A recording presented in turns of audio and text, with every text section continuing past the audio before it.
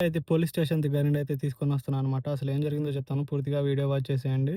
ఒక కస్టమర్ అయితే 3 months back మన దగ్గర బండి తీసుకొనివ్వడం జరిగింది. ఒక బండి.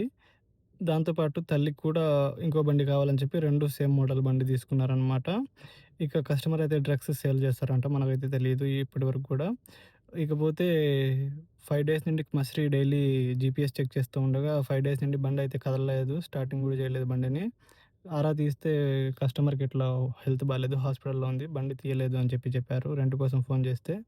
ఇంకా అలాగే వెళ్ళి బండి ఎక్కడుందో, ఎట్లా ఉందో చూద్దాం అని చెప్పి వెళ్లి చూస్తే గనక పోలీస్ స్టేషన్ ముందర అయితే ఉందనమాట. ఇంక కొంచెం కస్టమర్‌కి గట్టిగా అడగడంతో వాళ్ళైతే ఇట్లా యాక్సిడెంట్ జరిగిందని చెప్పి క్రేన్‌లో తీసుకొనెళ్లారు పోలీసులు అని చెప్పారు. పోలీసులైతే ఏం చెప్పారో తెలుసునా? కస్టమర్ ఇట్లా డ్రగ్స్ సేల్ చేస్తుంది.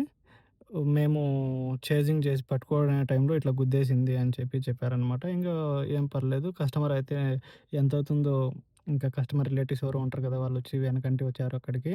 అది కస్టమర్ అయితే జైల్‌లో ఉందనమాట.